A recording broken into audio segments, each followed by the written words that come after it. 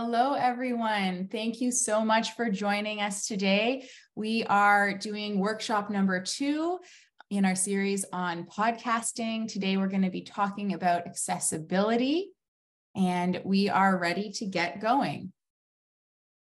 So, first things first, hello again. My name is Elizabeth Dubois. I'm an associate professor at the University of Ottawa and a fellow at the Berkman Klein Center at Harvard University. I'm also the host of a podcast called Wonks and War Rooms, which I initially developed as a teaching resource during the pandemic, but which now is available publicly because my students kept telling me about how they were sharing it with their friends and family and partners. So I decided to make it available to others. In each episode, we talk about a political communication theory or concept, and I chat with a political practitioner, like a journalist or a political staffer, to see whether or not that theory makes sense in their experience and to kind of pull it apart a little bit. I'm going to turn it over now to two wonderful guests we have on the call today. We'll start with Michael. Can you introduce yourself, please?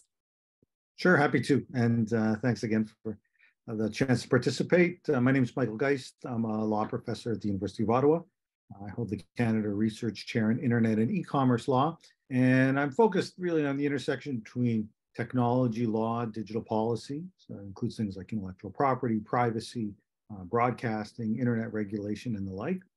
Pretty active online in a number of different places. And several years ago started up my podcast, Law Bites, which was borrowed from the term when I, for many years, wrote a weekly column in the Globe and Mail and then Toronto Star by the same name.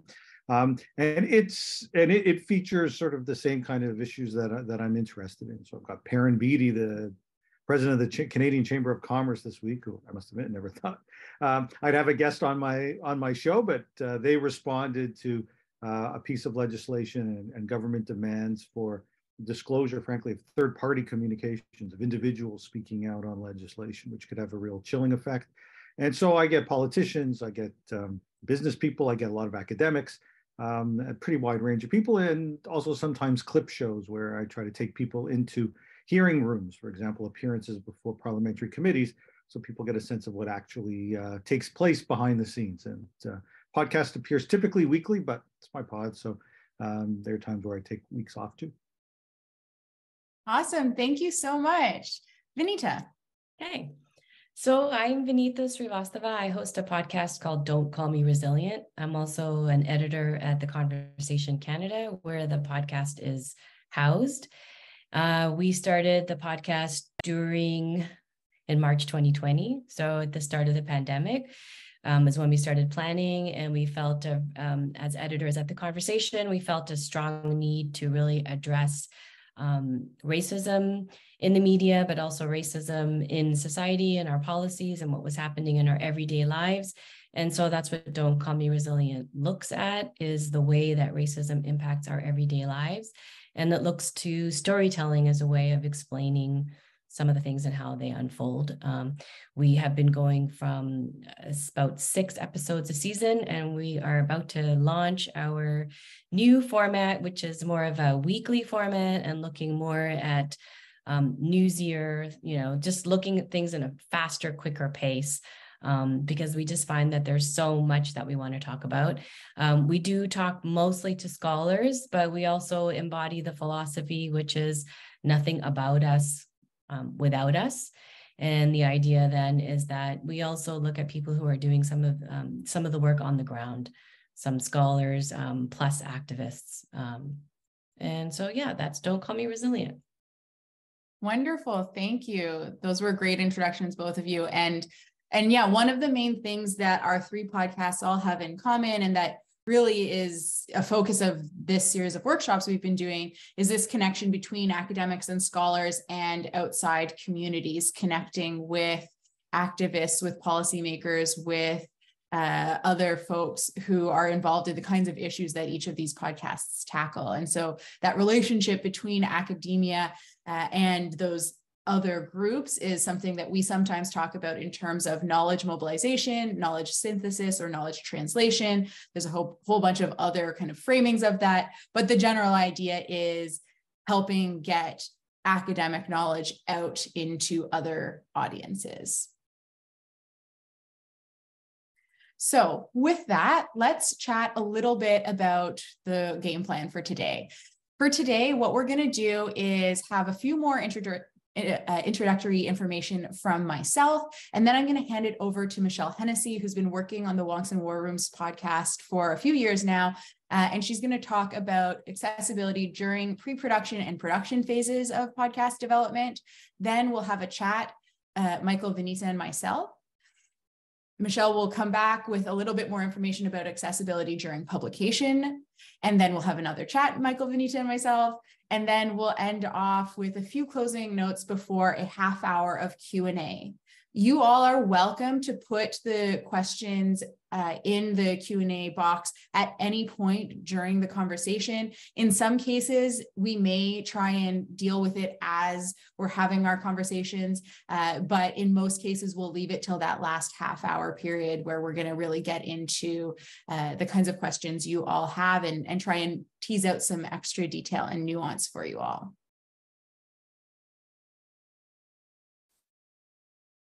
So in terms of the preliminary information, the core things we want to talk about are what exactly do we mean by accessibility? Why do we think it's important to even be discussing today? And what are the first steps you can go to? So what is accessibility? Well, accessibility is essentially anticipating, identifying, removing, and preventing barriers that make your content usable by everyone. So your goal is to include folks, whether they have physical, sensory, cognitive, or cultural differences. The goal with accessibility is to make your content more usable by a greater variety of people. Now, there are some more traditional definitions of accessibility, which really focus on the idea of disability, which is a particular way of seeing, hearing, feeling, thinking, moving, learning, sensing, being. It's not necessarily negative, it's just a different way of experiencing the world. And so certainly disability does come into the conversations about accessibility, but we take a broader view that goes beyond that to think about making the content accessible even to greater groups of people. So an example here that we can use from the podcast that I host, Wonks and War Rooms, is we create these accessible transcripts where we create text versions of our audio podcasts. We annotate them, adding in links to additional resources and additional information that explains things like jargony words or events you might not have heard about before. We translate these into French, and we try and make sure that these documents are all machine readable and easy for folks who use different accessibility tools to interact with. Now, this is very much a work in progress. This is just what we've been able to do so far. And there are a lot of different kinds of ways to embed accessibility into your work and to make sure that your podcast is as accessible as possible to different groups.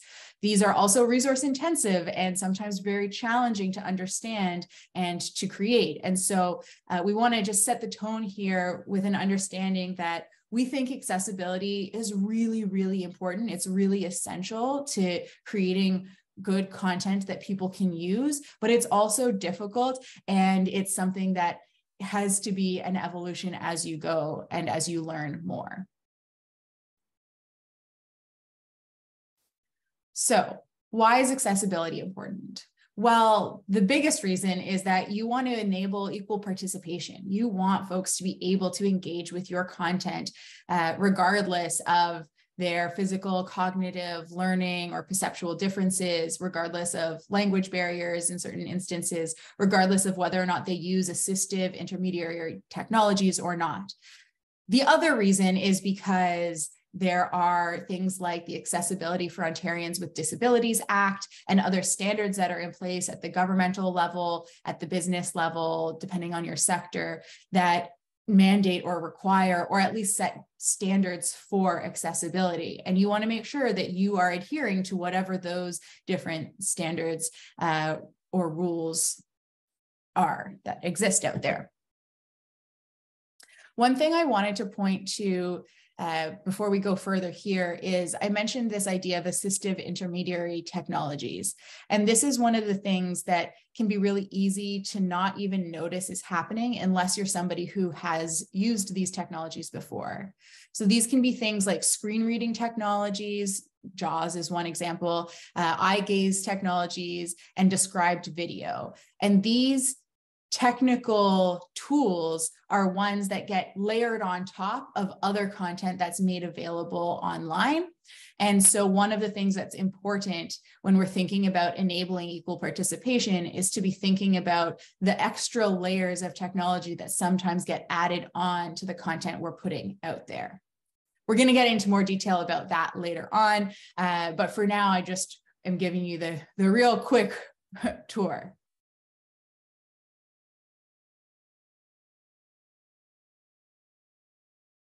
So where do we start?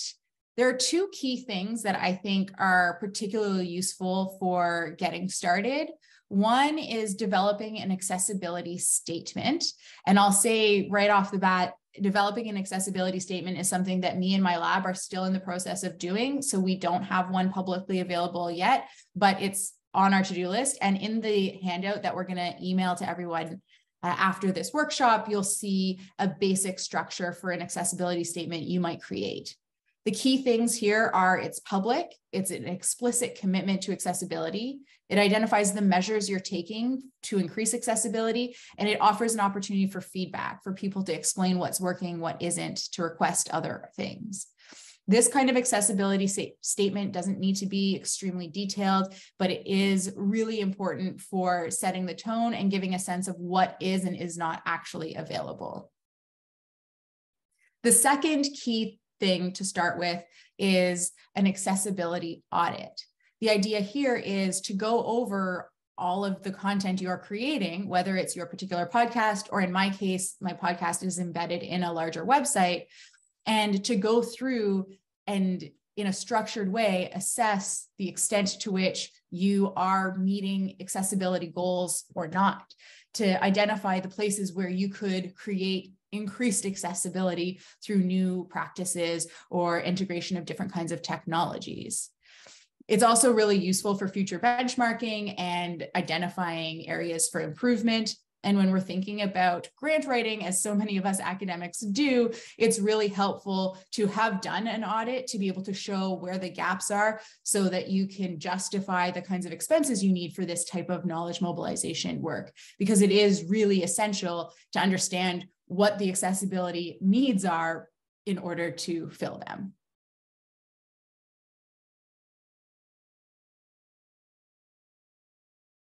So with that, I am going to hand it over to Michelle Hennessy, who's going to take us through accessibility during pre-production and production. We're going to talk about recording preparation, sound mixing, and some other considerations here.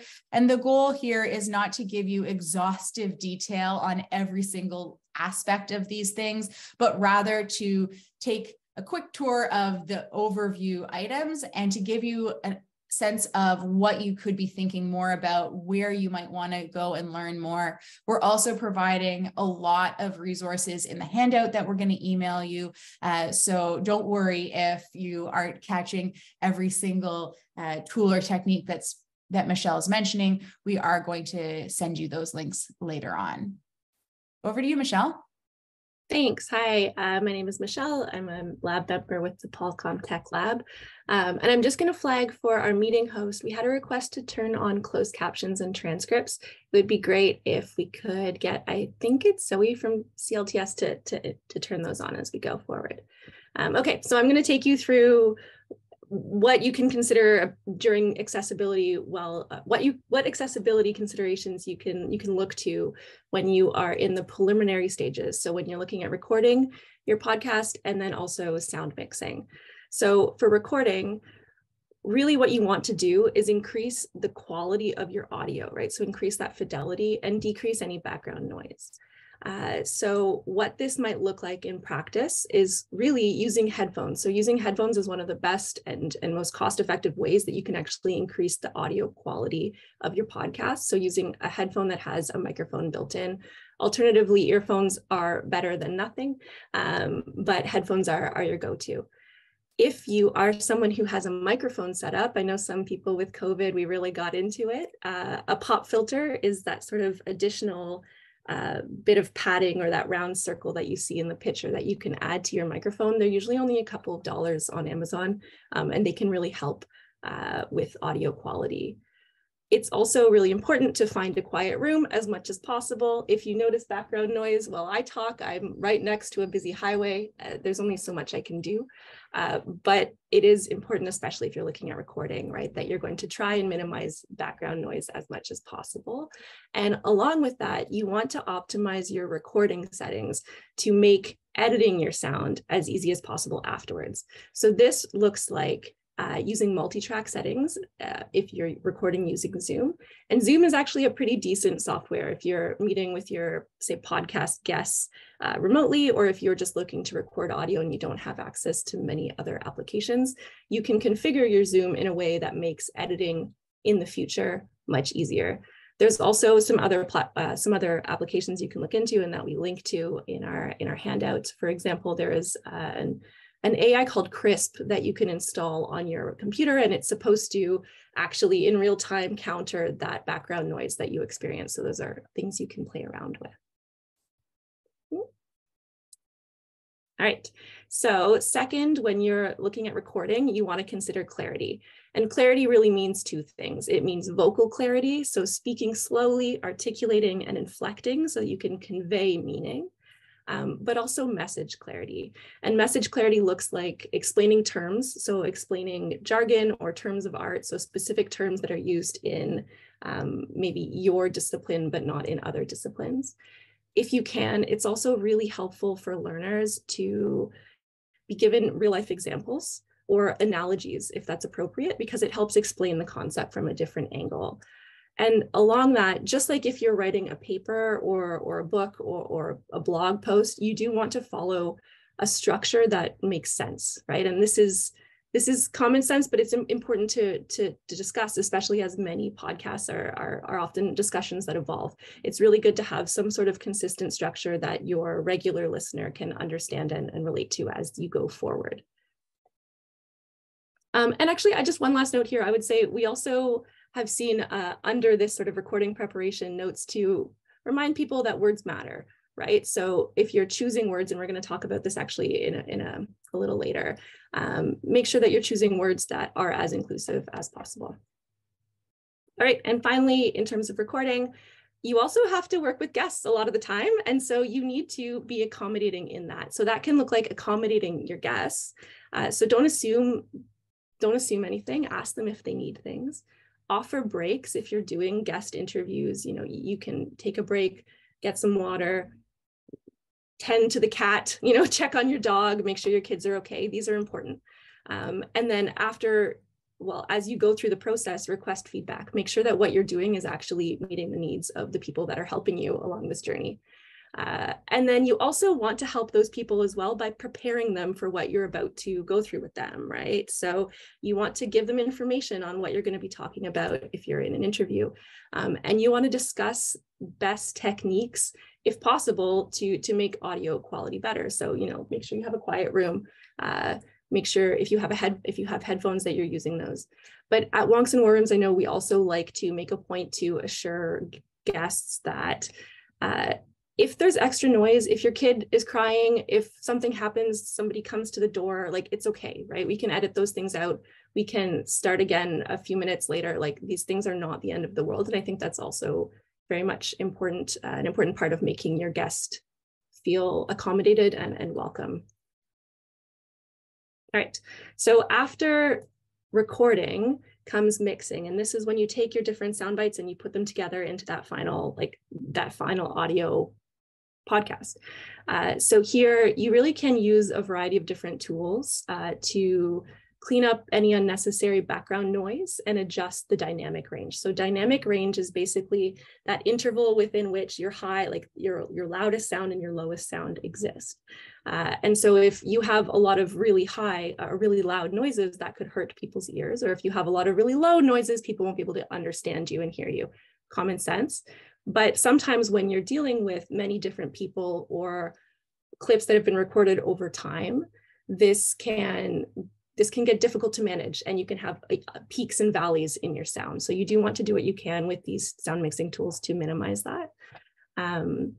And if you are going to add background tracks or audio effects, do so mindfully and sparingly. So this can be distracting for certain users.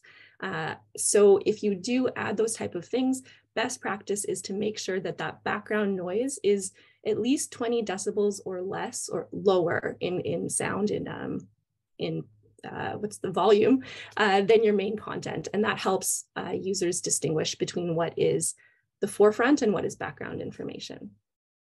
And of course, this makes it easier for transcription in the long run. At Wonks and War Rooms, we use GarageBand. It's a free platform, but you can also use things like Final Cut Pro. And then last but not least, before I turn it over, just another consideration for you. Video can be a really helpful medium for people that have attention issues and also just require visual input for various other reasons. However, video can also be really tricky because people that have audio or visual impairments struggle with video, right? So just consider the idea of incorporating video and what a live video recording of your podcast could mean. You may not choose to go that route, but it's something to consider. And it can be very resource intensive if you do go that route. So be aware of that, because you're not only cutting and mixing sound, now you're also cutting and mixing video.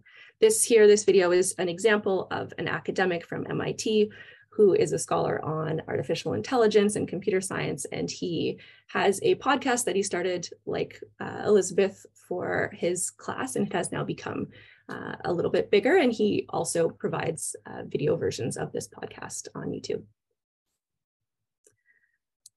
All right, so now I'm going to turn it back over to our guests. You've had enough of me talking.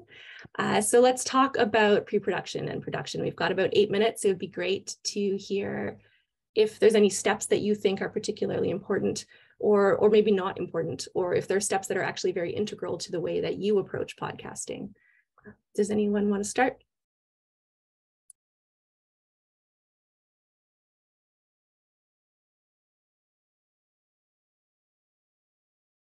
I can get going. So I think when we're thinking about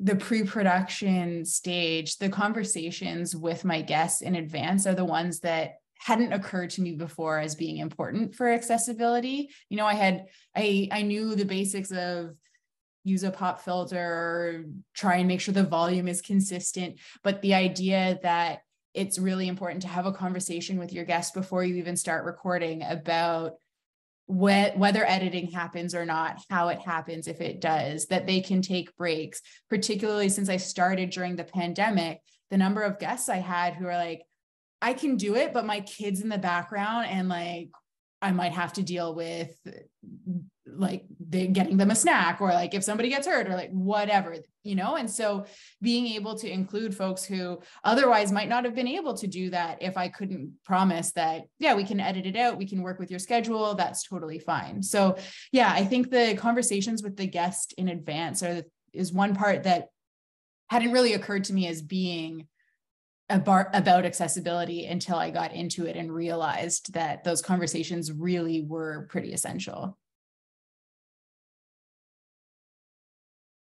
Those breaks are really important. I didn't realize it until actually one of my producers had long COVID.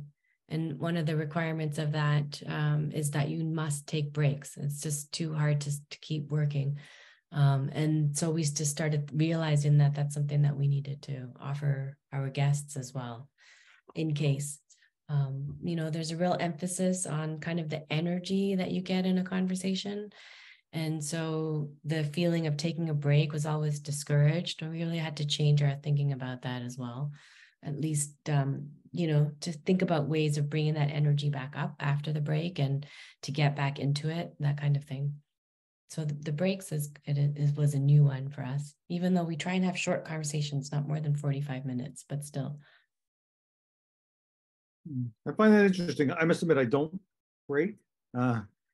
and frankly do a little less prep than what we just described now. I can get into more of the audio stuff, which I do think is important. I mean, candidly, I can just give you my sort of approach typically is cold call emails to someone based on whatever the issue happens to be. Yeah. And ask if they've been interested in appearing on the podcast, let them know that I need about 30 minutes of their time, that I record via Zoom, and that I'll provide a draft script in advance, which I do. So that's both to help structure the conversation, but then also to set people's mind at ease that there's not going to be a gotcha moment in here. That's not my goal, and they'll get a sense of what I'm likely going to cover, and that it's open to them to provide feedback along the way, even though I don't go with it strictly. If they agree to it, then we set up a time. I typically ask them to either use an external mic. Not typically, I always ask them use an external mic if they have it. If not, use AirPods, because the computer, just using off your computer makes a big difference from an audio perspective. And then we go, and I typically even turn off the video as part of it. It's not a video podcast, and often find that I worry about bandwidth and things like that. I record to the cloud, and occasionally we'll interrupt early on to say the sound's not great. Can we play with it, or can you record it on your iPhone or your device instead as a double ender essentially, so that they're recording on their end, and then we can piece it together. Usually, because it's that short, kind of the conversation goes, and it's usually pretty light touch, at least on my end, in terms of editing. And it's always designed, the editing is always designed to deal obviously with sort of uncomfortable gaps, or someone misstating, or someone who's just prone to a lot of ums and uncomfortable pauses that don't ultimately sound that great in a podcast. And so try to clean that up a little bit. But otherwise, kind of what you get is what you hear for the most part, at least on mine. You know, that's the idea of giving people a script before we air is like, I can just hear, my former editor at the Times, like yelling at me for, not that he would yell at me really, but it's like, Vinita, you never give anybody an advance, heads up about what we're going to publish in the Times ever. And, so I think that's a real sort of maybe journalistic kind of, when you say, well, we don't do the gotcha, well, we do, like that's kind of partly what we're, we wouldn't really call it gotcha, but the idea that, you don't want to give somebody the opportunity to retract something that they've said, that you as a journalist have got them to say, that's something important. There are different philosophies, right? One is, we're talking about knowledge mobilization and making the scholar, really appear as well as they possibly can appear. And another one is a journalistic kind of sense where, no, you don't give anybody advance information about what their quote is, for example. I started my job as a journalist as a fact checker, and so you'd have to call the person to find out, is this what your intention was? And so we can check intention, but we can't actually give exact quotes. So this is a really interesting conversation for me. I'm just presenting it as something that I find kind of at odds with each other. Yeah, I think you're right, Vinita. It's super interesting. And one of the things that I thought about when I was deciding like how much I give to the guest in advance, and then even before publishing, like, do I send them a draft cut? Do I send them the transcripts in advance? Because when you're doing academic research, if I was doing an interview with folks for a research project, I would absolutely want to give them the quotes that I'm going to use in my publication and make sure that it is true to what they were trying to say, because it's a very different mentality. It's a very different logic. You have very different purposes when you're telling those stories and using the quotes that they offer. For us, what we end up doing is I give a very general sense of the topic, and only if they ask for a list of questions do I then offer it to them. And then I don't actually send a copy of the transcript or a pre-cut version of the episode. That second decision was mostly made just because the timeline for us editing to publishing is always so tight. It's tight. Yeah. I think my philosophy has changed though while doing this. The idea of inviting guests, giving them more information than I normally would have been, in a traditional news setting where I wouldn't give them the questions in advance. And now I feel it is important as much as possible to make my guests feel as comfortable as possible, to make them a participant in the way that we frame the story. And it's quite different than how I used to operate. Yeah, I mean, this is interesting to see the different perspectives. I guess I would say, first off, I actually don't give, once it's done, once I've had the conversation, it's done. So actually I don't clear what I'm posting, and I don't send them transcripts, and I don't ask for permission even to create the little sort of clips, the audiograms that go with it.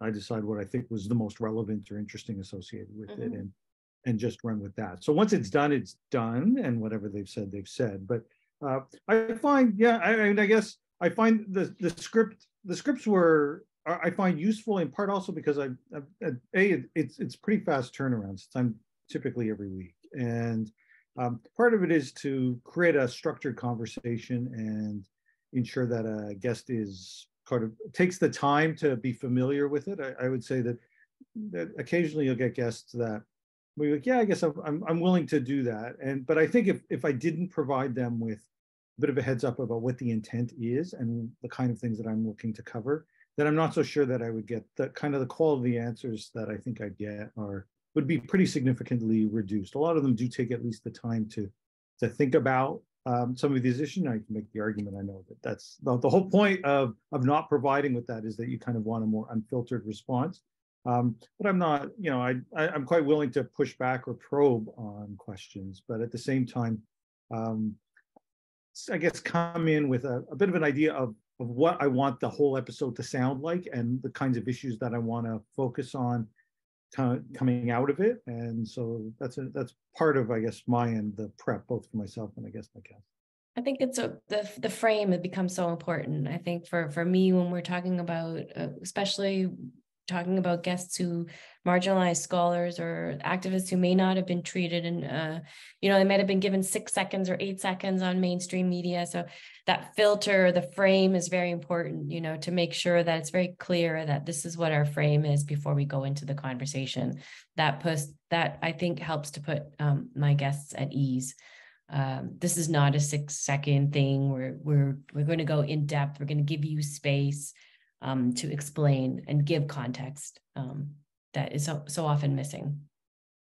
Yeah, absolutely. I agree. And I also find, one of the things that I really try and do when I'm selecting guests is to find people who maybe haven't been given as big a microphone in the past. And so this is often also people who don't have a ton of media experience yet, or who are used to talking in one fairly siloed conversation, and now I'm bringing them into another conversation, and so with another audience that they're less aware of. And so giving some of that background information can help make sure that you're able to get a wider variety of guests, because they can be at ease and comfortable and not feel too anxious about the activity, so they can just go and have the conversation. I think what I'm hearing, this is all great. And I really personally, I enjoy hearing the different perspectives coming from journalism versus a more news or like policy focused or academic focused. But I think just to what I'm thinking of in relation to what we've just talked about is giving your guests a bit of a heads up about what you're talking about also helps ensure that they can find their words, right? Which is actually very important for listeners of your podcast as well, right? So I think if it's okay, I'm going to take this and discuss a little bit more about what accessibility during the publication phase looks like. And that really does focus a lot more on those listeners or those users. If that's good, thumbs up, good to move on. Okay, awesome. So let's talk about that. So we're going to look specifically at transcription and annotation translation, and just dissemination in general. And then I'm going to pass it back to the guests again. But really, this section focuses mostly on those individuals who are going to engage with your content now that you've worked with your guest and done what you can in sound and recording to make your content available. So transcription is basically a word-for-word text version of your podcast. This is different, of course, from show notes. Show notes are more like your Coles notes or your executive summary of your podcast. Transcripts are much more about who said what and at what time. Okay, and so they're really important for a variety of different users, people that may speak a different language at home, or so English as a second language, people or persons really enjoy or can really benefit from having a written searchable document, as can people with audio processing differences and hearing differences. So if you're looking to create a transcript, there's a lot of available options. Sonics AI, Otter AI, both cater towards things like podcasts, but you can also use more non-traditional ones, like there's an NVivo plugin if you're an NVivo researcher, or if you can just use YouTube for free as well. And of course, so you want to make sure that you're including timestamps, speakers' names, and any important other audio sound that happens that may not be speech, but that is important for people to understand the meaning behind what your podcast is saying. And it's a really good idea to mention in your podcast, but also in your show notes, that these transcripts are available so that people that may need them or may benefit from having them know that they're there. So transcripts are also really helpful because, as Elizabeth pointed out, you can annotate them. So annotations are just like hyperlinks. Hyperlinks are editor's notes that allow you to give a little bit more information to your listener or your reader. And this is helpful for everybody, not just for people with disabilities or various processing or learning styles, right? Because you're just giving extra information. So maybe they don't know about the price gouging scandal between Loblaws and bread, right? So you can link out to that news article so that they can find more information about that if they're interested. And it really does lighten the load for the host. They don't have to explain everything all the time. Maybe an acronym is used. So you can just link out to that acronym or explain it in an editor's note instead of having to pause and explain what that acronym means. So some great things to annotate: news, events, we've talked about that. Theoretical concepts, if you're dealing with a more sort of conceptual podcast. Same with policies, right? If you're talking about a policy, you can hyperlink to that policy or to a discussion on that policy. And jargon and idioms. I really like linking on Wonks and War Rooms. We link to the idiom dictionary for all these different idioms that come up. And I find it really helpful. And I know that people will find that helpful because depending on where you're coming from, you may have a different reference point, or you just may not be familiar with certain terms of phrases. So that can be a really useful tool for people to not only learn English, but also just understand what you're talking about. All right, and then you can also look at translation. Translation is just another text alternative. It's a different language, so it increases your audience to individuals who speak other languages. And it can be done in multiple ways. You can do it through like an automated approach like DeepL or Google Translate. I'm sure we're all used to those. We're all familiar with those. But you can also ask a human to do that. Humans, of course, are the gold standard, but they are very expensive. So what we do at Wonks and War Rooms and what I would recommend is pairing those two things together. So run your transcript through a translation software and then have an individual who is fluent in that other language review it manually, just read it over and correct any mistakes. This can be really helpful, but it can also save time and resources as well. All right, so I'm going to go into the last section. This one's a little bit heavier, and I'm going to keep it nice and light because all of this information is going to be available in the handouts that we're providing you after this show. So looking at dissemination. Dissemination is basically anything you do to put your podcast in its completed form out there, whether that's your website or social media, etc. And you should care about the accessibility aspects of your dissemination material because you may have great audio, you may have amazing transcripts and annotations, but if you're not putting those out there in an accessible way, people aren't going to be able to use them fully, right? So this is quite important. It's also good for SEO, but I think really here what you want to take away is you're doing all this work, so let's make it count, right? So first things first, and this overlaps a lot with web accessibility if you're familiar with this. If you're looking at text, some best practices, unique to the digital environment, you want to try to avoid using words or instructions that are device dependent. And I'm going to explain what this means. And I'm also going to make a caveat here that at Wonks and War Rooms, we make this mistake from time to time. Like, this is a work in progress. We're working on it. It's hard to break out of old habits. But here, the idea is that when I engage with my computer, I may use a mouse, and a mouse, I click, right? I click on links. So when I say something like click here for more information, that makes sense intuitively to me. But there are many people out there who do not use a mouse to engage with the internet and their browsers. They use other things like JAWS, which is a screen reader, or a gaze-assisted technology, or other mediums as well, right? So those people don't have mouses, or they might not have mouses, and they don't click. So if you say click here, it is actually, it's not best practice anymore. It's not something that we are supposed to be doing. And because it's almost pigeonholing the type of technology that is deemed normal or normative, right? So this is something that at Wonks and War Rooms, we're actively working on correcting, but it's hard. It's like breaking out of an old habit, but I encourage everyone to try. It makes a lot of sense when you think about it, right? Not everybody's using a mouse, not everybody clicks. It's also really important that if you're going to include text, it's best to include it in HTML or actual text and not within an image. So we see a lot on Instagram, right? Like text in images.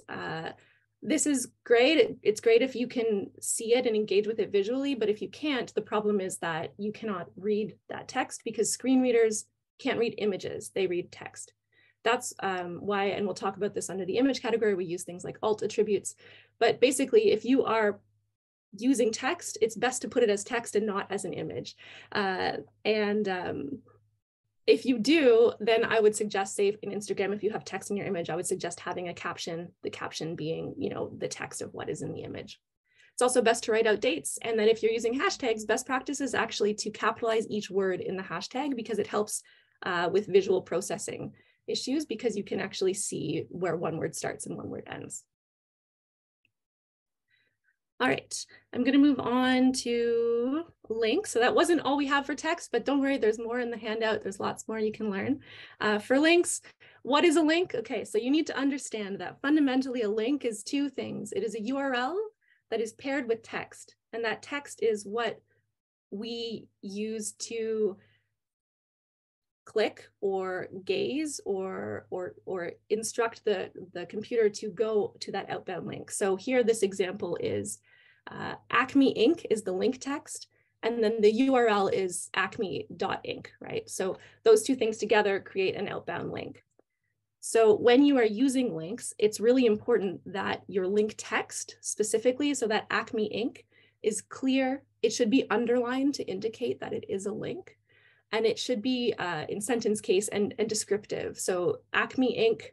as a link text, it is intuitive to me that that would take me to the Acme Inc. homepage. You wouldn't want to use link text that would somehow indicate something else. So you wouldn't put, say, TNT Inc. instead of Acme Inc. You put Acme Inc. This is because people that use screen readers, that link text is actually what tells them where they're going. So you need to be clear about where that link is taking you. And to further that point, you want to avoid using that same link text for a different URL on the same page. Let me explain. So if you are, again, in this same page as in the example, linking out to Acme Inc. again, then you would want to use that same text, Acme Inc., to link out. You wouldn't change it to say Acme Inc.'s website here, because that would be a different link text sending it to the same URL. These are accessibility guidelines to make it clear and easier for people that are using screen readers and other technologies to understand consistency, right? So this is the same link that I'm using again here. And then if it's a download, you should indicate it. It's really easy for me to, with my setup here to, oh, I accidentally opened a download, I'll just close it and go back to what I'm doing. But depending on your setup, it may not be easy and it may take you many extra steps. So if you have a download in your link, it should be clearly identified. All right, So images we briefly talked about. I'll just brush on it again. So images and video, actually, you want to make sure you're not relying on color alone, because not everybody sees color the same way. And you want to ensure there's a high contrast ratio. There are lots of color contrast checkers available online. Michelle Bartleman has just posted one in there. But that's a great one for you to use and check out and view your images in your websites. And then also you want to include alternative text with your images. So I'm going to show you what alternative text looks like. Alternative text sounds complicated. It's not actually that complicated. It's just a little bit of code that someone includes on their website. But what it's used for is for screen readers, for search engines, and for broken images. So we've talked about search engines don't see images really, they see text. So an alt text is basically a written description of the image. And that is used for search engines, but also for screen readers. And you can include alt text on websites, so it's supported by all different browsers, but it's also supported by social media like Facebook, Twitter, and Instagram, and LinkedIn. So if you are promoting your podcast and you're putting out pictures, you should look into including alt attributes in those pictures. And we have examples on how to write those. You can also Google it. There's lots of information out there. There should be about 1 or 2 sentences, but nothing more. All right, video is much the same. Just some caveats here. If you do use an audiogram, like Professor Geist talked about, best practice is to include a caption or an audio description or transcript. And best practices also in general when using video to avoid using a very patterned background or flashing or flickering content. And then I'll take one last nod to media players. And media players are not the least important. They're at the end, but they're not the least important. A media player is meant to be accessible if it provides a user the ability to use it without a mouse. So for example, through a tab key or through a speech interface, or it can be zoomed into large sizes, stuff like that. So a lot of media players are not accessible, but there are workarounds. So if you do not have an accessible media player, you can offer download links so that people can download your content and play it in their own media player. And it's also best practice to disable autoplay because that can be very confusing for people who are not seeing your page visually. So I'm running a little short on time, but I'm going to pass it back. I hope that that was informative and not too overwhelming. And again, we've got lots of resources to help process this. So let's talk maybe about transcripts first. Do people, I know Wonks and Warrens uses them. What about Don't Call Me Resilient or Law Bites? You know, we do transcripts with each one of our episodes. It's an automatic, and the first, I think, 2 seasons we did an automatic, machine-driven transcript, and then we had an editor go through every single word of that transcript, and we included links and additional information and made sure all the spellings were correct, etc. We also do show notes, and the show notes come along with extra resources. Because we're already at the conversation, we publish at the conversation. If you're not familiar with it, everything we do, we strive to be jargon-free. And if it's, we strive to add additional resources and hyperlinks with everything that we're doing. We use alt texts. We follow the Canadian Press style guideline for accessibility.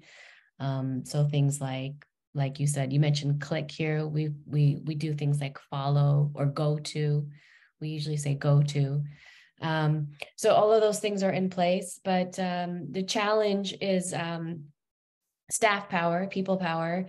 There's just not enough people power to do that kind of real fine-tooth comb with the transcript after the machine has translated or sort of, what shall I say, has created a transcript for us. There's not the time that's needed to go through to make sure that everything is correct, or that we've added the additional links, etc. And so what we've had to do in the last 2 seasons is we have to write on top that this is a generated transcript, and it's a non-edited generated transcript.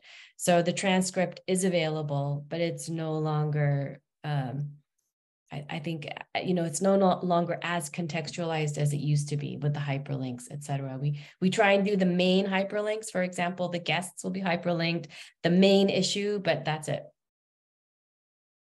So that's what we do with that. And translations we don't do. I'm very curious to know how your translated transcripts, do they get picked up? Are they valuable to your listeners or your audience?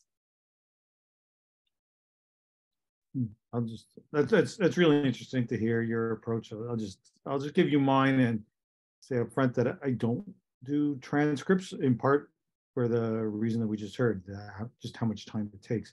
I did for a time. I had some requests saying I'd rather read a transcript, or it seemed like a good way for SEO or otherwise. But I didn't feel comfortable putting out a transcript that was just machine generated. I think I was using Sonics, and it was fine, but I was finding that this was taking probably about 2 to 3 minutes for every minute of audio time to go through and listen to the podcast again, and then review the transcript and make the necessary changes. So was looking about a couple of extra hours a week, given that I was producing roughly on a weekly basis, and it just was not, it wasn't sustainable on my end. And the timeline to production is a bit embarrassing if I actually disclose it. I mean, in this instance, like just to give you candidly, this week's episode, I emailed Beatty saying, hey, would you be interested in coming on? He emailed me, I think on, like, I was either on Thursday or Friday morning saying, I've got like an hour right now. So that was one where I did not have a detailed draft, and I just kind of jumped on and did it. The editing stuff takes place typically over the weekend, and I was going through doing my audiogram and post associated with this after Succession last night. So it was around 10 o'clock kind of thing. So it happens very late. I just don't have the time to add. I will note though that my podcast does get thrown up on YouTube as well, which does offer automated transcription, and it's not great, but it's there. And it's also, all my stuff is Creative Commons licensed. So anyone is free to take this content and frankly do what they like with it, especially for non-commercial purposes or otherwise. But it would be nice to do more, and along the line, some of the stuff you're doing sounds really great. But if you're just an individual trying to put this out, that's an investment, time and resources that at least at this stage I just don't have. Mm-hmm. Yeah, and I think just to really highlight the fact that you put it on YouTube, you then are able to use YouTube's closed captioning tool, and so there is that way of kind of getting around at least some of the work there, but it requires people to know that they can go find it on YouTube and then use the YouTube setup. So yeah, I just wanted to flag that is a possibility, because it is, inexpensive and relatively quick once you pop it up on YouTube. I thought maybe I would just take a minute and explain how Wonks and War Rooms does it and how we have the resources for it. So I applied for a SSHRC Connections grant very specifically to develop this annotated transcript and translation process.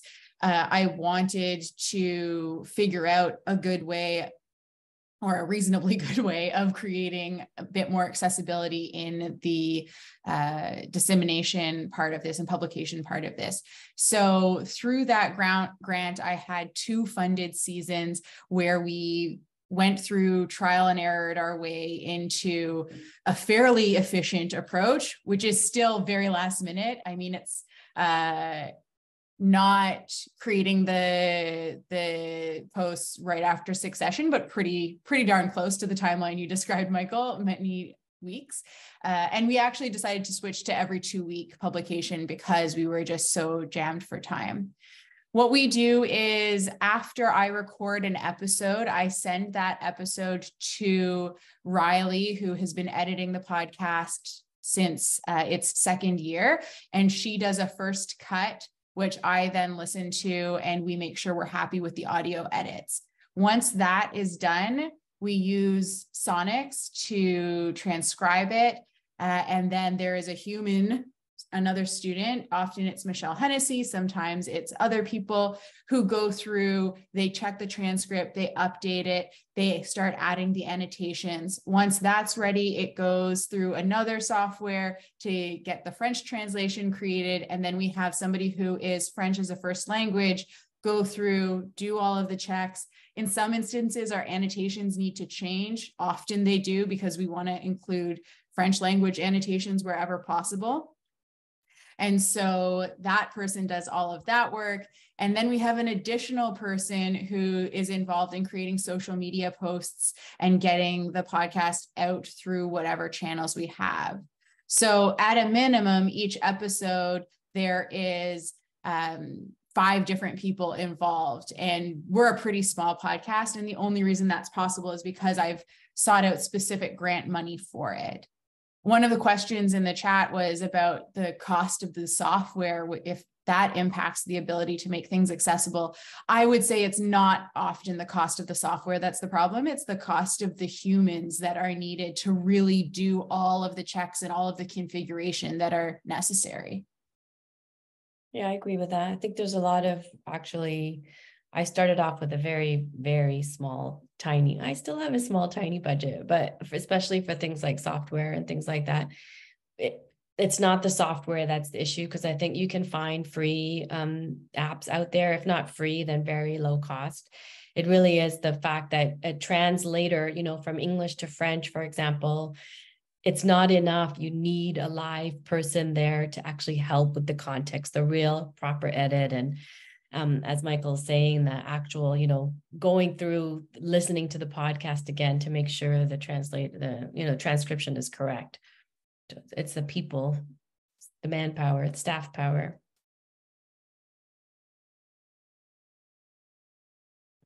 Yeah. All right. Thank you so much. This has been a great chat. I'm going to do a couple closing notes, and then we're going to open it up to the wider group. We've had a bunch of questions come in. Please feel free to post more questions in that question box chat thing. I'm not really sure what it's supposed to be called on Zoom. Presumably you can see it on your screens. Okay, so before we go into that Q&A, I just wanted to wrap up a little bit. So when we're talking about accessibility here, we're talking about it in a range of different ways. We've made this short kind of graphic here. And again, the handout's going to have this, it's going to have more to kind of summarize the steps. So accessibility matters. It matters a lot. It's really important to be thinking about equality and dignity. I noticed one of the questions in the chat was about, do you need a separate accessibility statement, or could it be integrated in your equity, diversity, and inclusion statement? And I think that is up to you, but certainly the idea of thinking of these things together is really important, because accessibility is a really core component of creating communities and environments that are equitable, inclusive, and diverse. And so I think it's important to think of those things together. We talked about accessibility statements and audits as being really helpful tools, particularly in the early stages, trying to figure out what exactly it is you want to do in terms of accessibility, and then later on to check whether or not you're doing what you set out to do, whether or not you're achieving your goals. We then talked about accessibility during pre-production and production, as well as during publication. We talked about improving audio quality and clarity, accommodating guests, making sure that you're prepared for your conversation so that it can flow cleanly and clearly and as succinctly as possible. And then when we're thinking about getting this information out to the world, transcripts and annotation is the big way that Wonks and War Rooms has done it. But there are a lot of other options. And I think we're probably going to get into some more about this, because there was a bunch of questions about dissemination and those strategies. So with that, I think we'll hop over to the Q&A portion. And I wanted to just start off with a question for you, Michael and Vinita, about what we've talked about so far. We've gone over a lot, but I'm wondering, is there anything missing, or are there parts of this that you think we didn't give enough attention to because they're really important? What are your thoughts there? Have we missed any points? Are there additional we should be concerned with?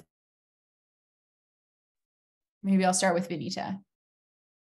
I mean, I'm just thinking, when as you gave that definition in the beginning, what is accessibility and who are we talking about and what are we talking about? I think it is important to sort of look at it holistically. What is the idea that, what are we trying to make and why are we trying to make it, and the idea, as you're saying, is it's not just about dignity and respect. It's that we want to make something that is accessible to everyone. It's, that's just what we're trying to do. And for us, for our tiny team at Don't Call Me Resilient, we are always talking about recentering our audience.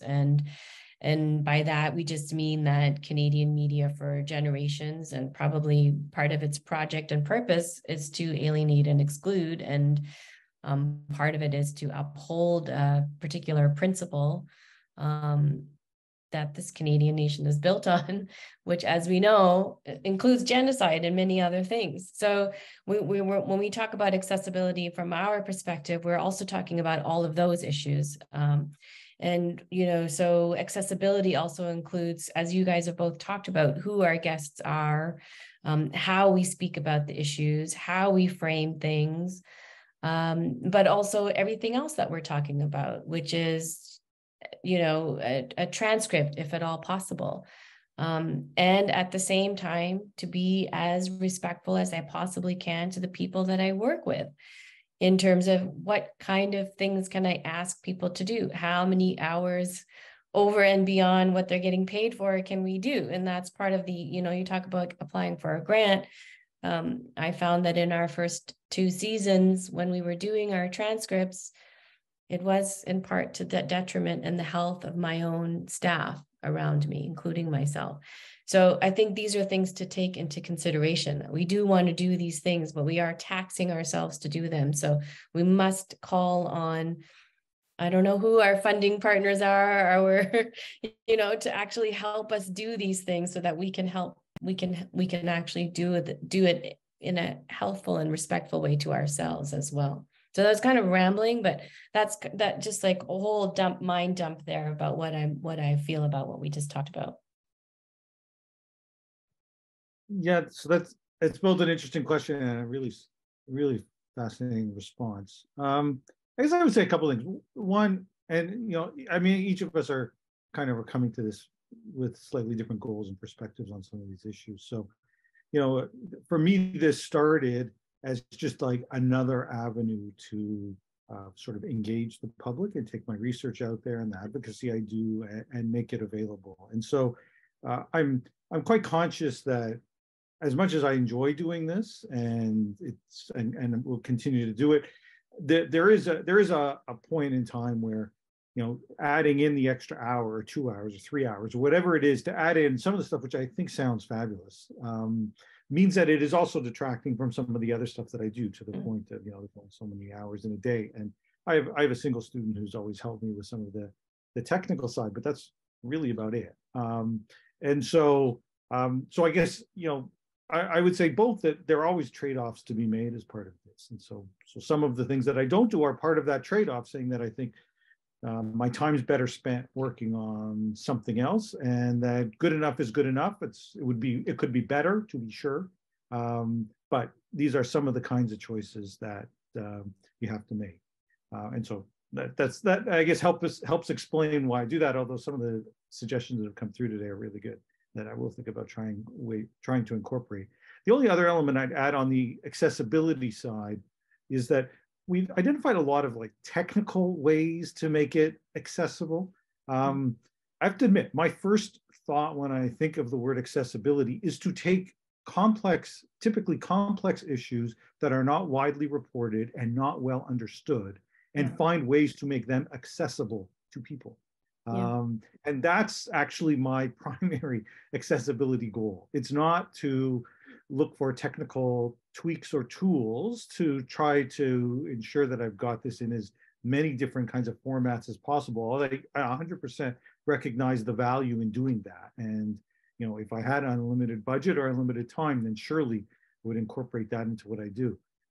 But I think it is also important to recognize that for the audience, no matter how they're accessing it, especially if you're dealing with stuff that is not widely available and often not well understood, that I spend a lot of time thinking about, okay, how do I take these issues that are typically a bit wonky and not widely reported, and people aren't following. And how do I both make it interesting enough that someone is willing to sit and listen to this thing, and then also make it sufficiently understandable so that they can feel that they walk away understanding it. And so that's where I think some of that advanced prep around how do I want to frame it, always starting off with very basic questions, just to explain, copyright 101, or explain what your organization is and what they do, and sort of try to level set a little bit before getting into some of the technical details. And that may result at the end of the day that a lot of the podcast is still about 30,000 feet up. I mean, it's still not getting into the granularity that I might otherwise like to do, but I guess I feel that a lot of the listeners are at that's the pitch, in a sense. It's to people who may not be following as close, or if they do follow it, are really happy to get to have that kind of alternative means of hearing about it. So that's what I think about it anyway, when I think about how do I make it accessible, how to make the content accessible. Yeah, I think that I like carrying that. That's really super fascinating too, because I also think that's part of it is make something accessible. You don't want to do so 101 that it becomes like in a way inaccessible to the folks who are deeper into it, because then they're like, no, I don't need 101. But at the same time, we need to do something that is, we want to talk to people who are, I get it, and at the same time not excluding people who don't get it. And that's a real fine balance to figure out. And I think that's one of the most interesting challenges every week to do this. Yeah, I completely agree. And, for me, the Wonks and War Rooms podcast started with the idea that I have these core concepts that I explain to my students every time I teach Intro to Political Communication Research. And they're also course concepts that I found myself briefing journalists about or briefing policymakers about anytime we started engaging in discussions. And so my idea was, I want each episode to introduce the concept, and then through an entertaining conversation, pick it apart a little bit, and then bring it back together at the end so you understand why it's relevant or not relevant, right? And so the pedagogical approach that I took is really also about accessibility in the way you guys have both described it there, right? It's really about trying to make sure that this information is understandable in the format that I'm giving it out, and that it's going to stick in people's brains for a little while after they've finished listening to the episode too. Yeah. All right. So we have a ton more questions to get through. For those in the audience, if we don't get to your question, we'll try and answer as many of them as possible via the email that we're going to send you all after. But for now, let's get into some of it in the 20 minutes we have remaining. So one question I have from people here is about compensating guests. And so this, the core of the question is, do you compensate your guests? And if so, in what way do you compensate your guests for their time? And the sort of preamble to it is academia is historically not good at compensating guests for things like this. So no, I don't compensate guests. That's like both an old school journalistic concept where you never pay a source. So we never pay our sources. And maybe this will make me unpopular at the moment, but I also strongly believe in, especially in Canada, where scholars are paid to be public scholars as well. And I think if you have a full-time gig at a university, you're generally compensated well enough to be that, public voice as well. Knowledge mobilization is part of it. If you're in a different position, I fully empathize, but I'm not sure what to say about that. If you're an adjunct or you don't have a full-time position, it is hard. You will be called upon over and over again, especially, again, speaking with those marginalized voices who are asked to be on 100 committees and asked to be in whatever. There's a lot going on there. I would advocate that universities should create fellowships or sponsorships for scholars like that to do more public mobilization, knowledge mobilization. But no, I wouldn't, because I think that would go against a journalistic ethics. Yeah, I don't pay either. never even occurred to me, to be honest. Maybe it says something of where I'm coming from, but it's a non-commercial endeavor. I also don't take sponsorships or find ways to monetize or otherwise profit from the podcast. So there isn't a pot of money there, and frankly, my preference is to keep it fully non-commercial without inserting ads or sponsorship. I'm sure that I have a big enough audience that I'm sure that I could generate a bit of revenue, but to what end? I'm much happier not including that. And I guess my view would be both.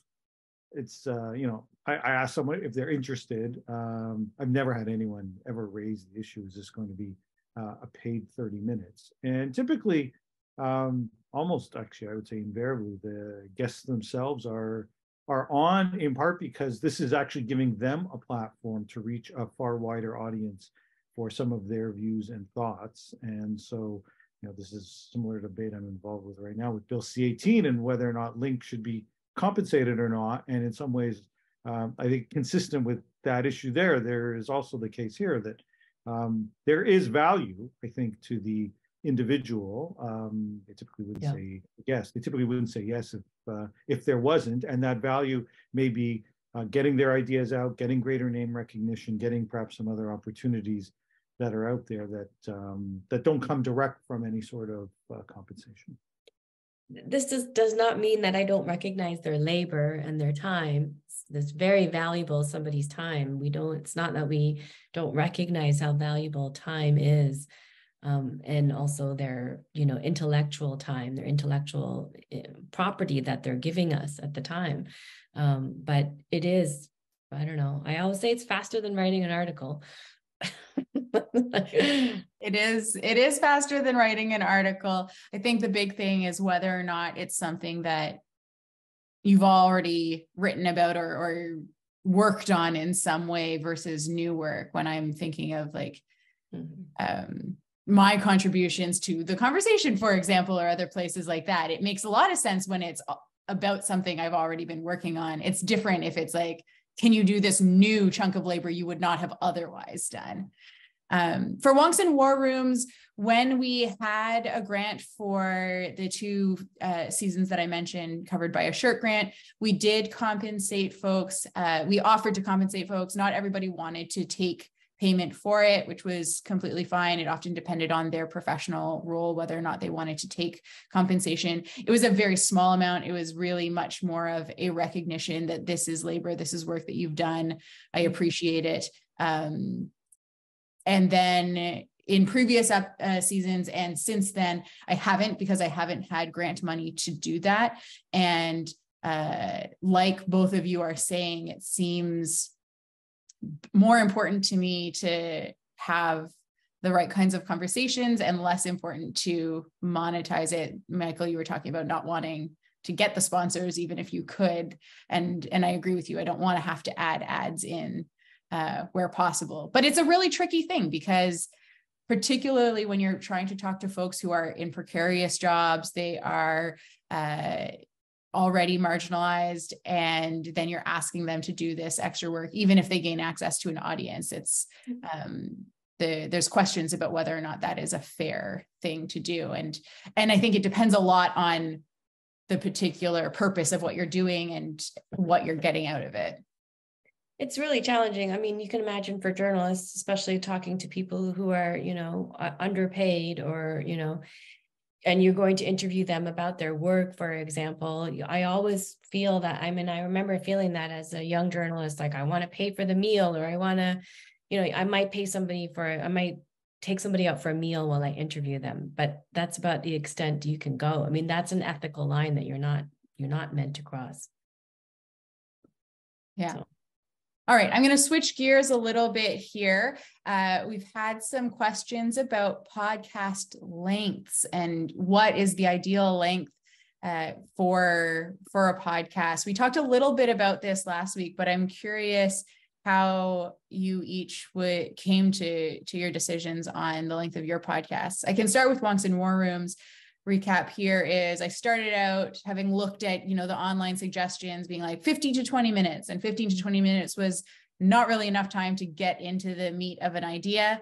And also people were actually listening the whole way through. So I started pushing it up more and more. And now I get to the 35 minutes per episode length. Vinita, how do you decide the length of your? I mean, honestly, it goes back in some ways to the respect that we were talking about, respecting people's time, that, you know, their labor and their time. So really trying to keep it down to a maximum 1 hour, which I have done, you know, do a long conversation. And we go with you cut it down to when the story is done. So we don't really stick with an exact length. When the story is told, when we feel like we've explained enough, we've got to it. It's gone up to as long, I think, as almost 40 minutes.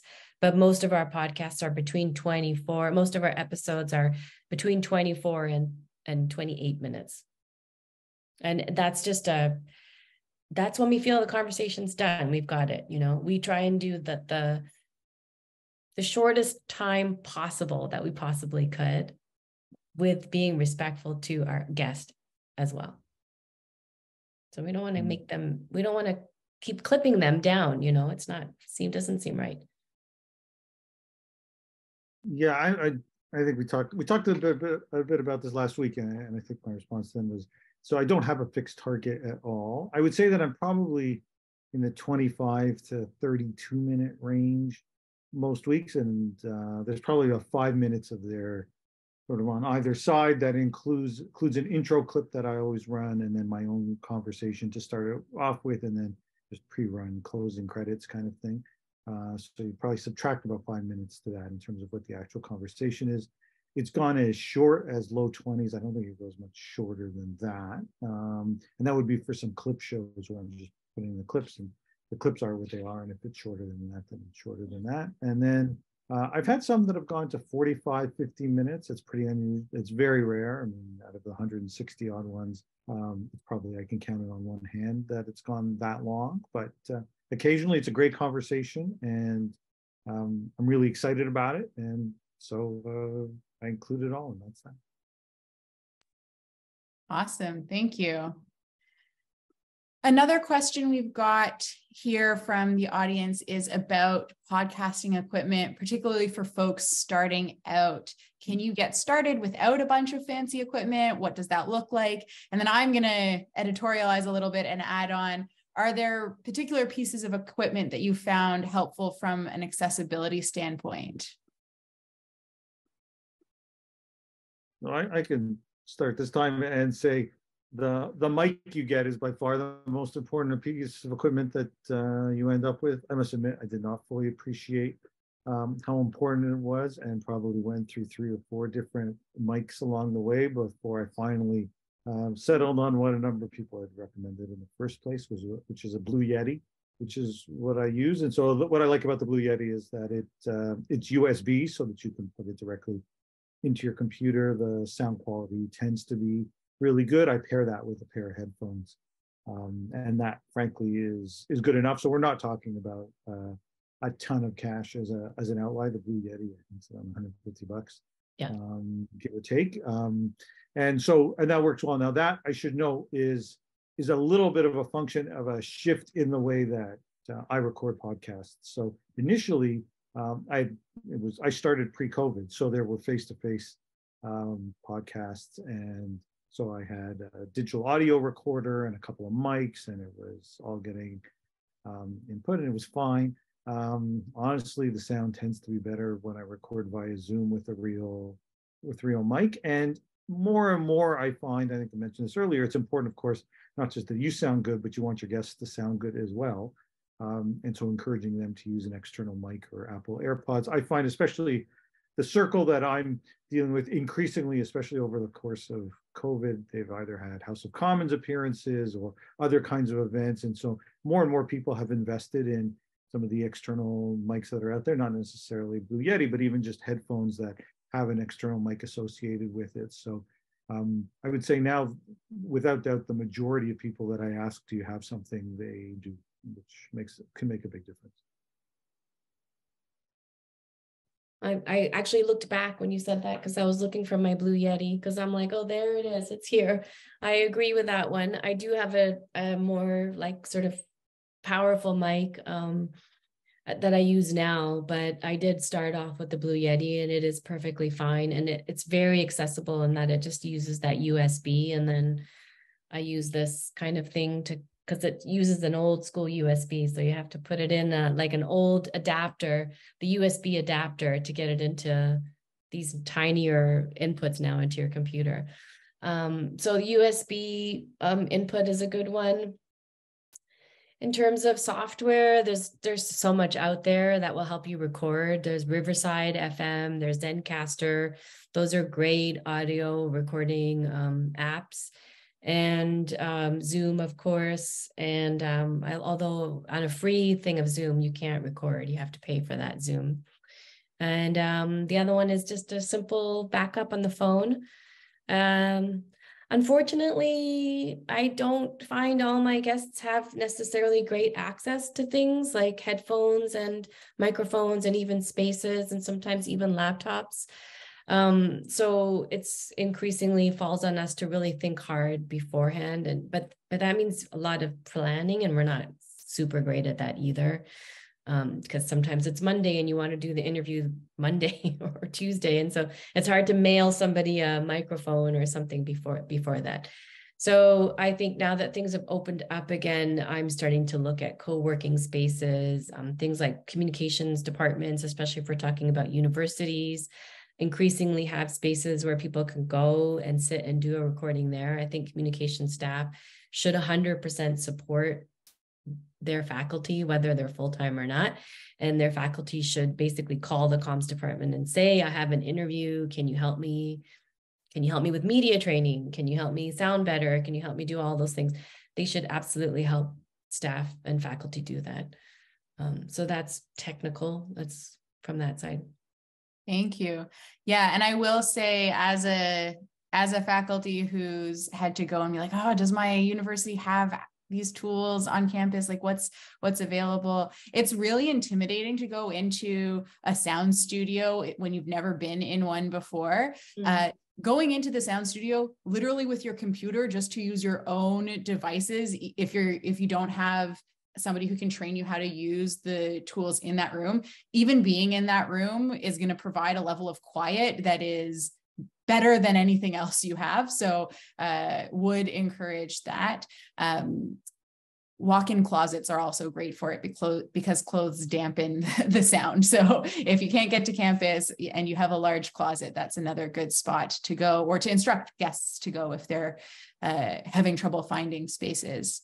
In terms of tech on my side, I was in a very odd position of early pandemic being in a bubble with somebody who happens to be an audio and video producer. So my hack together kit was lent from him. And so I started off with a very, very good, but very old microphone and just did my best with the mic and computer, as many of you guys are all talking about. I then ended up upgrading slightly to a PodTrack 4 device, which is about this large. It's a portable recording device that has 4 mic inputs, and one of the mic inputs can easily be used to toggle to whatever USB or phone line you want. So it's a lot fancier than most people podcasting need, but it means that I can take that wherever. I did that because I envision maybe one day doing interviews with guests when I'm at an academic conference, for example. Mm-hmm. And so that sort of portability was important to me when I was thinking about what the next step was beyond just getting a solid microphone that goes into a computer. I have a beautiful microphone that plugs into my phone, into my iPhone. It's really lovely. I got that because I was traveling, just as you said, I was traveling to South Asia and I wanted to do some interviews there. But it's a beautiful 2-track, I think, mic that goes onto that just plugs right in there. Oh, cool. Lovely. That's awesome. Yeah. I also looking back because it's all there, but if I knew I was going to do this, I'd be like show and tell. So yeah, it's lovely. And I just call my local audio shop and ask them for advice. I think they were very used to getting that question because it was like March 2020 or April 2020. And I'm like, I'm doing a podcast and I don't know what to do. So yeah. That's awesome. Yeah. Asking questions of the local audio shop, of your comms department, if you're at a university, like these can be really great resources. And it's often people who are like, yes, I have this expertise, please let me share it. So ask those questions for sure. All right, we are coming up to time. I wanted to do one more final kind of quick question for each of you, Michael and Vinita, and then I'll do some thank yous for everybody in the audience. There's a bunch of questions we didn't get to. We're going to try and include responses to as many of those as possible when we send that handout out later this week. So before we get going, the last thing I wanted to ask is, imagine you have all the resources, somebody's just given you a massive grant to increase accessibility with your podcast. What's the next thing that you would love to be able to do for your podcast if with that huge grant you just got? Man, that's I must admit, I'll just quickly say, I mean, I don't know that I've got a big shopping list, although Vinita's comment about something that plugs into my iPhone would be pretty cool. But I assume that I don't need a big grant. I'm hoping I don't need a big grant for that, but I'm gonna go out and look out for that. No, I think some of the accessibility stuff that we've talked about would be really useful and valuable. And I think that one of the takeaways is that there's a lot of things that are doable if you have the resources to do it. And so, frankly, if there was grant money out there to do it, then I suppose I'd be hiring people to give students an opportunity to get close to some of this, perhaps assist with some of the production side, and also build in some of these other kinds of things. And where that I'm resource constrained right now, it would require a bit of a change, as I mentioned, in terms of my production cycle, so to speak. But nevertheless, it might well be worth it if that was a possibility. So for me, I would immediately hire students to help with not only the transcripts and the contextualizing of the transcripts, which we did in season 1 and 2, and many, many, many thanks to my interns who worked overtime to do that in that first 2 seasons. So I would hire somebody to do that. I would probably hire somebody to do translations into French. And I would probably hire a French host to help me do some versions of Don't Call Me Resilient in French. So those are, you're talking about, do I have a huge grant? That's what I would do. I would set up a studio in our Montreal office, which we have, a French host, and a little outpost of Don't Call Me Resilient in French. So those are the things that I would immediately start off with.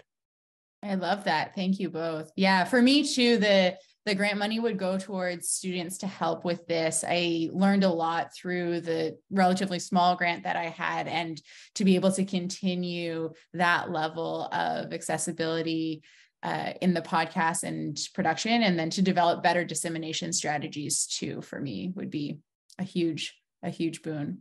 This is the last 30 seconds because we're talking about blue sky. I would also take some of that money and put it into those universities for that scholarship fund we talked about for some of those marginalized scholars. And I think I would do some media training for those folks who don't have it or need it. And, that kind of thing, and maybe some podcast training, and think about opening up the conversation a bit more. We accept text articles, but maybe we could start to do audio. Yeah, that would be really cool to have audio articles as an option. As a scholar, I'd totally be down. There's perfect. Okay, thank you so much for your time, Michael and Vinita. Thank you to Michelle Hennessy for the information you shared today and the great slide deck. Thank you to Michelle Bartleman, who's been managing the chat behind the scenes. And thank you to everyone at CLTS who has been wonderful on the hosting side, helping us sort out all of the technical parts of this. Thanks also to the University of Ottawa's OVPRI and the Knowledge Exchange Grant from SSHRC that funded this workshop series. These 2 workshops were very much a trial for knowledge mobilization activities. If there's more interest in these kinds of things, please do send us feedback. Let us know. It's something that seems like there's growing appetite for, so keep us posted. Before I let you go, I wanted to plug one more event for you. Next Monday at noon Eastern time, we are having an event on the uses of artificial intelligence in Canadian politics. It is a virtual event. It is free, but you do have to register in advance to attend. And that will be a discussion between myself, Fenwick McKelvey, Wendy Chun, Wendy Wong, Samantha Bradshaw, and Susie Dunn, who are all professors in law, political science, communication, information studies. And we're going to be talking about what kinds of impacts we might expect from AI on Canadian elections. So if that interests you, please join us. We'll send the link in all of those materials in an email later this week. Thanks so much and have a great day, Al.